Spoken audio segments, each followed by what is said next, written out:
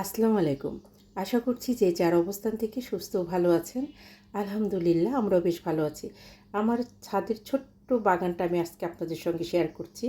আমি ছাদে এসেছিলাম কিছুটা গাছ কেটে দেওয়ার জন্য, মানে পাতলা করে দেওয়ার জন্য। এসে দেখি আমার মিষ্টি কুমড়া গাছে বেশ কিছু মিষ্টি কুমড়া এসেছে। কিছুটা টিকবে, কিছু টিকবে না। লাউ গাছেও লাউ এসেছে, লাউগুলো টিকবে না। এবং একটা মিষ্টি কুমড়া দেখে আমি বেশ কিছুটা অবাক হয়ে গেছি। রোজার আগে দেখেছিলাম ঠিক এরকম ছোট্ট একটি গাছ দেখেন, 3 হাতের মতো লম্বা হবে, তাতে বেশ বড় একটা মিষ্টি কুমড়া ধরে আছে। এরকম আরেকটা মিষ্টি কুমড়া আছে আরেকটা গাছে। পুঁইশাকগুলোর পাতাও দেখেন বেশ বড় বড়।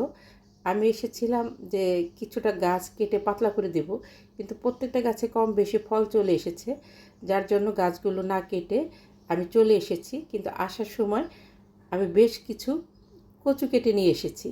কচুগুলোও অনেক বড় হয়ে গেছে, সামনে বৃষ্টি, এখন কেটে নিলে বৃষ্টির পানি পেলে কচুগুলো আবার খুব দ্রুত বড় হয়ে যাবে।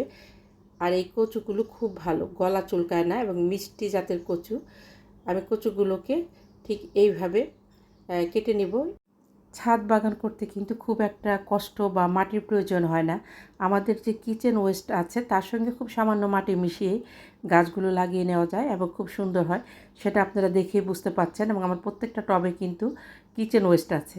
পুঁইশাকের পাতাগুলো বেশ বড় হয়েছে, আমি কেটে নিচ্ছি। এই পুঁইশাকের ভেতরেও ছোট্ট একটা মিষ্টি কুমড়া আছে। আমি বাসায় চলে এসেছি। পুঁই পাতাগুলো রেখে দেবো, অন্যদিন রান্না করব। কচুগুলোর আঁশ ফেলে পাতাসহ ছোট ছোট করে কেটে অনেক পানি দিয়ে ধুয়ে নেব। ইচ্ছে করলে আঁশসহ কচুগুলো কেটে নিতে পারেন। একটা কড়াইতে বেশ খানিকটা পানি দিয়ে খুব সামান্য হলুদ এবং লবণ দেব কচুগুলো সেদ্ধ করে নেওয়ার জন্য। ইচ্ছে করলে পানি না দিলেও হয়, কিন্তু পানি দিলে কচুটা পুড়ে যাওয়ার কোনো সম্ভাবনা থাকে না। আর কচু যদি পুড়ে যায় সেই ক্ষেত্রে খেতে কিন্তু ভীষণ খারাপ লাগবে। আমন্ত্রণ জানাচ্ছি দিলরুবা হেসেলে। অনুরোধ করব লাইক দিয়ে রেসিপিটি কন্টিনিউ করবেন। আশা করছি রেসিপিটি আপনাদের কাছে অনেক ভালো লাগবে। আজকে আমি আপনাদের সঙ্গে ইলিশ মাছের মাথা দিয়ে কচু রান্না শেয়ার করব এবং মশলা ছাড়া। আমি প্রায় 4 মিনিট পরে ঢাকনি উঠিয়ে কচুগুলো নেড়ে দিচ্ছি। এইভাবে ঢেকে ঢেকে কচুগুলোকে সেদ্ধ করে নেব। কচুগুলো খুব দ্রুত সেদ্ধ হয়ে গেছে, একদম ফ্রেশ কচু।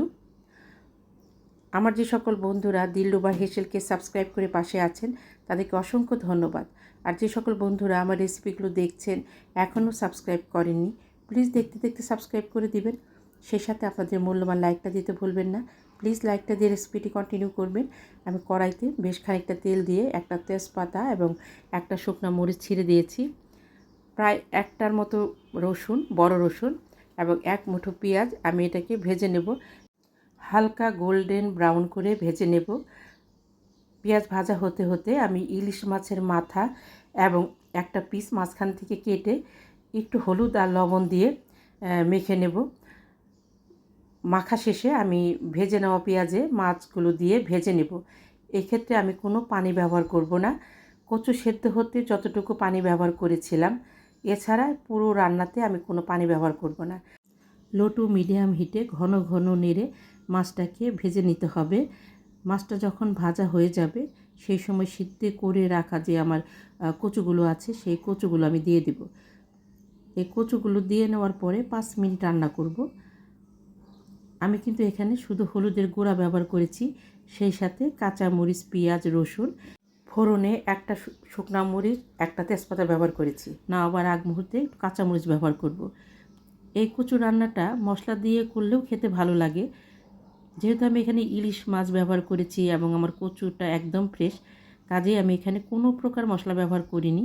মশলা ছাড়া এইভাবে কাটা মশলা দিয়ে কচু রান্না করে খেয়ে দেখবেন, ভীষণ ভালো লাগে। আমি 7-8টার মতো কাঁচামরিচ দিয়ে 3 মিনিট নেড়ে চেড়ে যখন দেখব কড়াই থেকে কচুগুলো উঠে আসছে, মানে তেল ছেড়ে দিয়েছে, সেই সময় কচুগুলোকে আমি নামিয়ে নেব। কচুটা মিষ্টি ছিল, কাজেই আমি এখানে চিনি ব্যবহার করিনি। আপনাদের কচু যদি মিষ্টি না থাকে খুব সামান্য চিনি ইচ্ছে করলে ব্যবহার করতে পারেন, খেতে ভালো লাগে। আমার যে সকল প্রিয় প্রিয় ভাই বোন, বন্ধু, দাদা, দিদি ও সাধারণ দর্শক বন্ধু যারা আমার রেসিপিগুলো দেখে প্রতিনিয়ত অনেক সুন্দর সুন্দর কমেন্ট করছেন, আমি তাদের প্রতি ভীষণভাবে কৃতজ্ঞ।